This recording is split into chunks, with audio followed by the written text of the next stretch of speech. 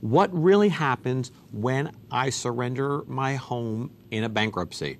That is a great question. And the reason why is we're kind of living in a weird day and age. And I say weird because there's no prediction as to how soon that mortgage company is going to foreclose. And if they've already started foreclosure and then you file bankruptcy, there's no prediction on how fast they're going to finish that foreclosure, or are they going to dismiss it? Is it going to be dismissed by the court for lack of prosecution?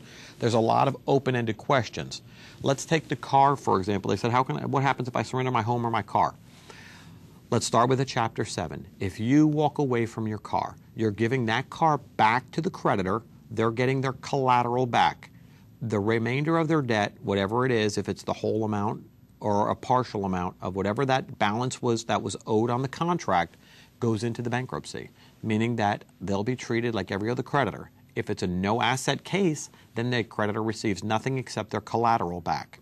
That's what they agreed to in the contract. They agreed to get their collateral back. If there's any unsecured debt, then they're treated like every other creditor.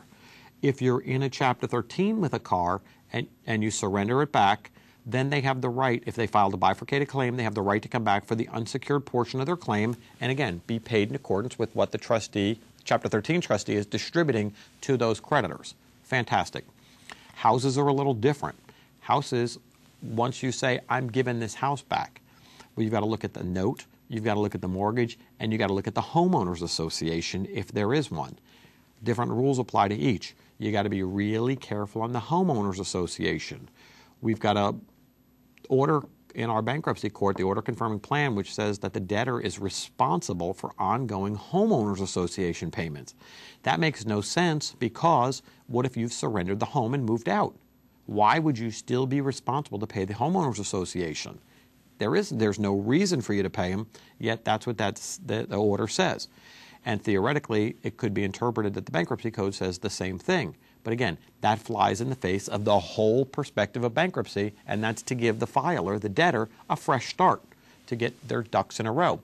Likewise, in a Chapter 13, a debtor is required to commit all their disposable monthly income to a Chapter 13 plan. Well, if you still have to pay the Homeowners Association on a house you're no longer living in, doesn't that get deducted from your disposable monthly income? What if it puts you in the negative? Are you eligible for Chapter 13? These are questions that haven't been answered yet and need to be addressed in the bankruptcy court. There's a lot of questions out there that need to be addressed in the bankruptcy court because we're always evolving new issues as things go on, especially in this foreclosure market. There's nothing that requires somebody to continue a foreclosure after you file bankruptcy. So do those houses languish in the bankruptcy in the state court system? Yes, some do. I've got some clients who've surrendered a house 2 years ago, yet the property's still in their name.